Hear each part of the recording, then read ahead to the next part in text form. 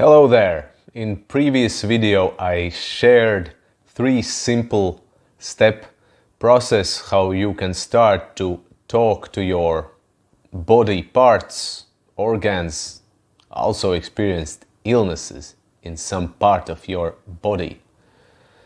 And this is a follow-up video where I will actually share with you guys some of the major insights that I received during my own conversation with my eyes. So let's get on to the insights. Insight number 1, joy is important for your healing.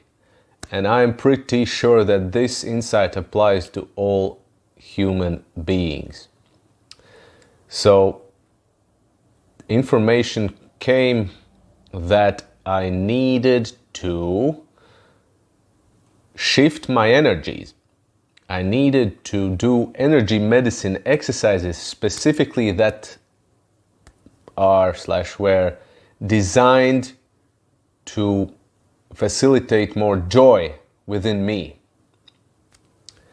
and to shift such energies as depression, feeling of doom, incapability, lack of success and progress towards desired destination in life.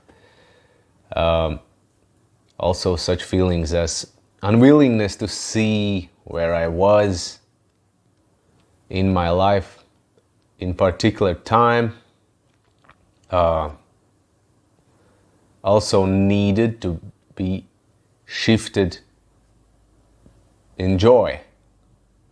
And one of the best teacher that can certainly help people to do that I know is awesome Donna Eden, who teaches radiant circuits.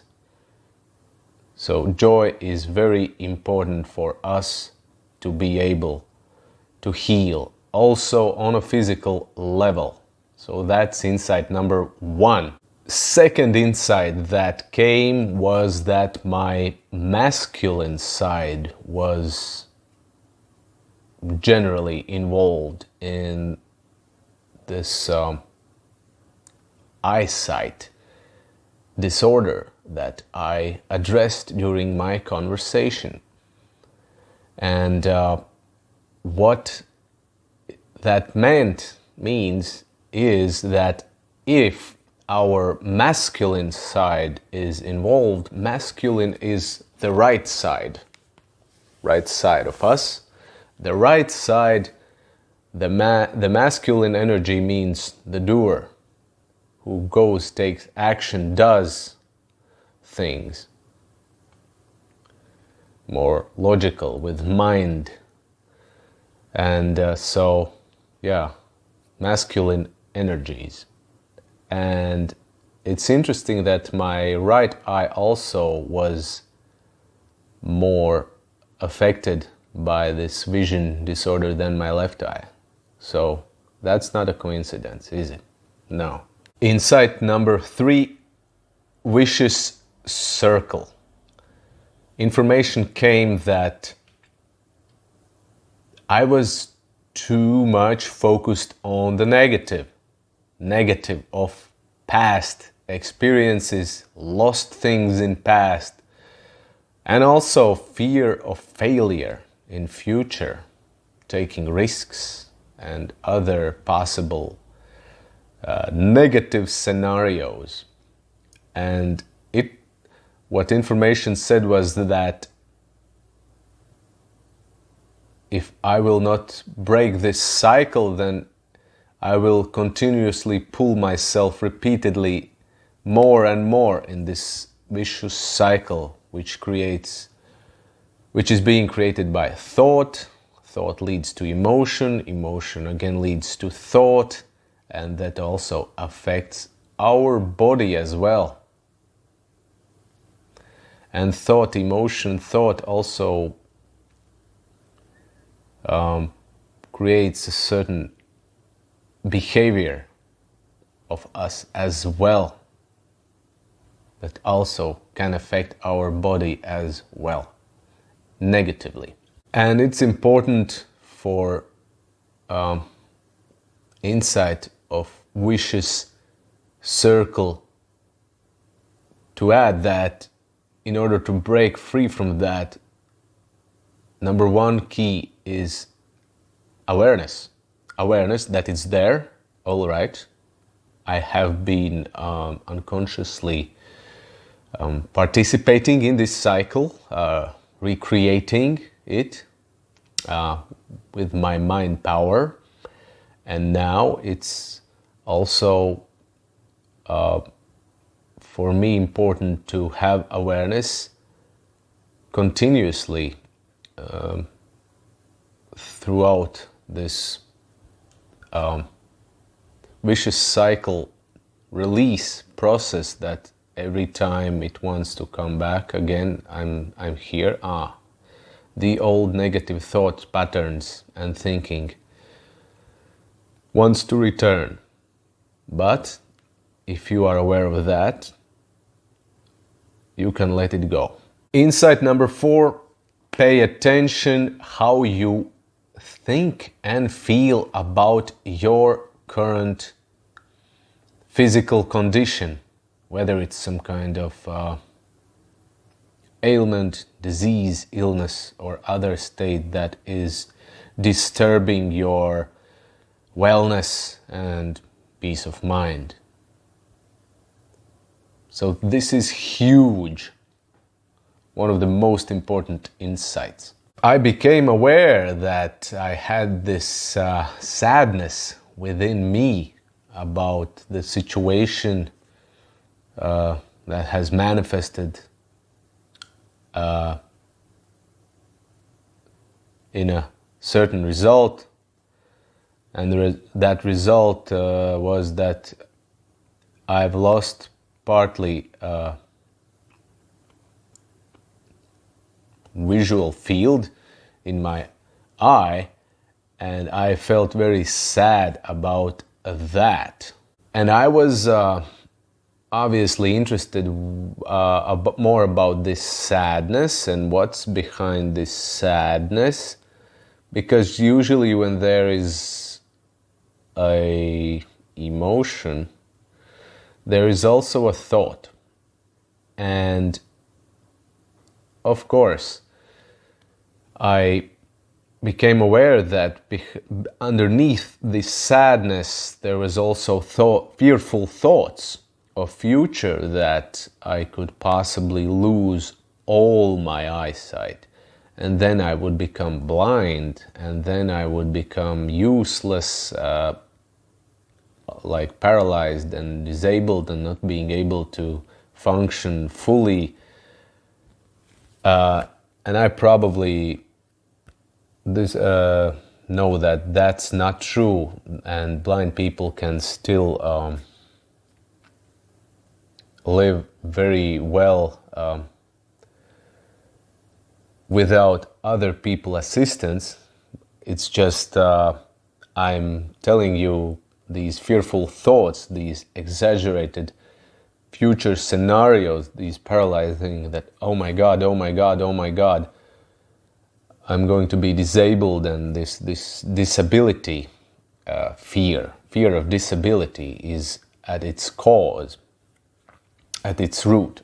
And what I realized, that these thoughts of incapability were actually at the root cause of not being able to see.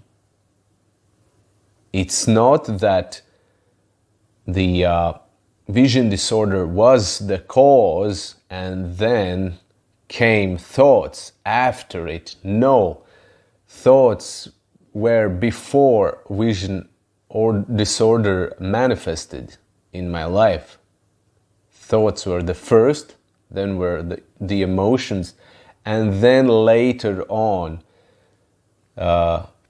such energy penetrated and manifested also in my physical body.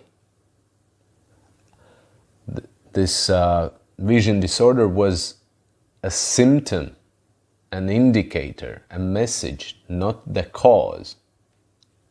A message that I need to look deeper within my mental and emotional level. Vision disorder is result or proof of this vicious cycle of thought, of thinking about self as in being incapable, then feeling bad about it, and this bad feeling again generates new negative thought about self, or reaffirming it, confirming it more and more and more. And this vicious cycle manifested also into a physical disorder. At the core of this thinking that manifested in vision disorder was me being incapable, me being weak, not good enough, needing strong women's support. All of these thoughts created such condition that I was not allowed to step in my power. That would be dangerous. Insight number 5, or realization number 5. Think, when did symptoms of developing ailment start to happen in your life? So this insight can add more explanation to the cause. And here are some of my examples. At age 10, I remember I started to have epileptic seizures. At that time, I was still living in a country house with my mom, and father rarely showing up. And that time of period was nightmare for me, both in home and also in school. I experienced strong feeling of humiliation, abuse, both physical, emotional, and also abandonment from my father. And so this was extremely difficult time for me to live in, almost like a survival mechanism, extreme stress for me. And also all these stressors, all what was happening to me, other kids being mean to me, both physically hurting me and also emotionally. The more they did it, the more that reinforced my subconscious, unconscious inner belief that I was not good enough. If they were doing, maybe I did deserve, or some part of me deserved it. And the more they did it, the less I accepted that, and the less I was able to protect myself and resist to the abuse of other children. And I cried more. And so you can see how remembering this event goes in hand with previous insight about belief of incapable, belief of me weak. So, and this example that I just shared with you about my school and mean classroom kids, that also confirms that their behavior also was in alignment with how I was feeling. And if they hit me, I started to believe more and more that I was not able to hit back, and I was weak and I was incapable, and I was not worthy, something was wrong with me, maybe I deserved this, even though I cried, and it was very hard for me. But these seizures did not affect my eyesight as dramatically as events later. And one of those events or key events that I remember was me, my heartbreak when I stopped meeting one girl who did not want to meet me anymore, and I was very devastated. And at that time, of course, I did not see what was going on. Couple years later, retrospectively, my awareness, of course, has grown tremendously, and I can see now that it was signal from the universe that I wasn't the most attractive man, definitely at that time. I needed to heal my masculinity, and I was far from being healthy man. I was very wounded, very insecure, with unhealthy mental, emotional, and behavior patterns. And so there is no wonder that the girl did not want to meet me anymore. So it's not attractive to be this wounded, masculine type of guy. And when the heartbreak happened, I went for a while in, you could say, probably in depression and in a victim mode. I felt really bad, suffered, and yeah. And when people fall in victim mode, there is a belief that for that type of time period, that the person is not capable of being more or better or achieve more, and it's just, oh, poor me. And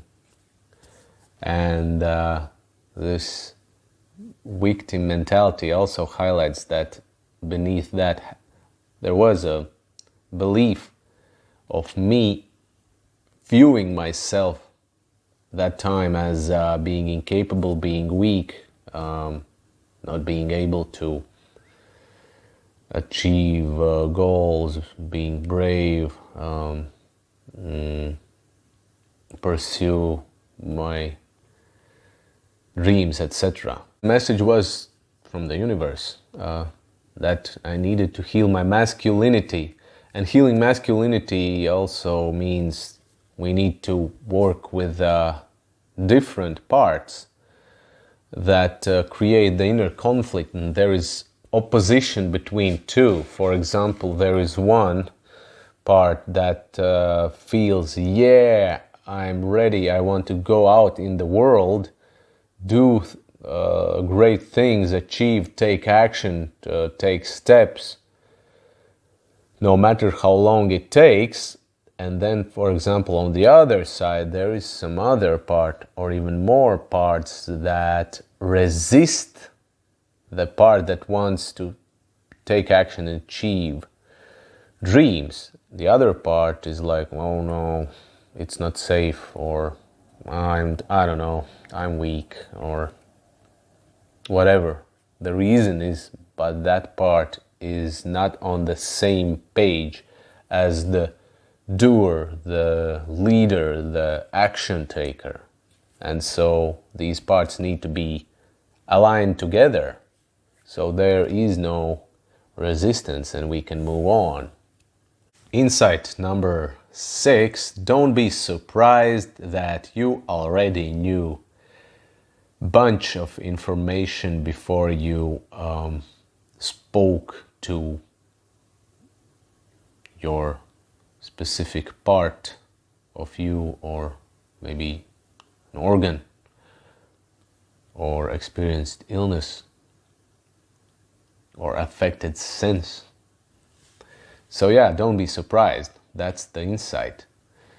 And in my case, now going through all of this information that I'm also sharing with you, some of it I knew a couple of years ago, maybe not as clear and as detailed as now, but on general guidelines I did some. And so back then I can now see that I just was not able to simply connect with that acquired information. I heard it at that moment and I was like, okay, my conscious mind was, okay, that can be possible. But it didn't click. This information that I received didn't click deeper, and so I didn't embody it. I did not change. I needed to experience more situations, conditions that would make me see that information that I received before was actually true. Only through the additional experience I was able to see it for myself, and it can click better now, and I can see better and connect all the dots and how all the pieces of puzzle are related to one and another. When I received this information before, it kept residing in my energy field and waiting when I would be ready to accept it more fully. I needed to go through certain experiences to let it in deeply. When the maturation process for us happens, it's natural for us to release more and more our unconscious resistances, and we can naturally step more into our truth that we know is the truth for us in life. And the last insight I gave name benefit, resistance, and adopted pattern, and I will explain more. I asked how was my experienced eyesight disorder serving me, or in other words, what was the hidden positive intention for it to manifest in my life. And the answer was that by experiencing eyesight disorder, that was way how I thought to keep people in my life, how not to lose them, their attention, their love. As a small child, I experienced a lot of time being alone in house. No one was with me, and so one of the ways how I thought I could try to have more of that desperately craved love and attention as a 5-year-old especially is, well, maybe if I get sick or some other way. Vision problems were preventing me from losing people in my life, and also from preventing me to step in my own power, because being powerful meant for me that I would definitely not be together with people that I love, that I care for. So there was this belief, weak me, I get to live and keep all the people that I love. Strong me, I'm alone. That was the belief that formed for me when I was a small child, and I had a great role model, my father. My father was a man who showed me how to live with a woman and not being the provider, but like a child who just asks, consumes, and rarely puts his finger to the work and adds value to his family. My father was weak. My father drank a lot of alcohol, and my mother had to do all the hard work in the family. And I, as a child, was watching and saw, so that's how men live with women. Okay. And that's how you can get love. Okay. Maybe strange, but that's how he does it. And we know that children especially are very open to their parents' teachings, especially in first few years. In my father's case, he distracted himself with alcohol, mostly. How I partly distracted myself was also through manifesting eyesight disorder that clearly translates as I don't want to see things in my life, such as that I am being incapable, weak, even though I view myself that way and I created such self-image about myself, I still don't want to see it. So there is a distraction / resistance as well going on. For father it was alcohol, for me eyesight disorder. But the paradox was that although this eyesight was intended to resist seeing what was happening within me, what was I doing with myself, how was I viewing myself, and what I did not like about myself, this eyesight disorder also served as an awakener, because it finally allowed me to realize what was actually going on and what needed to be changed. These were the 7 major insights that I received during my conversation with my eyes / eyesight. And as you can see, and I also encourage you to try out for yourself, this inner conversation with your parts, your organs, also experienced illnesses, can be great tool how to discover how to discover cause of experienced illness. And this inner conversation or inner dialogue can be used complementary with other methods as well, of course.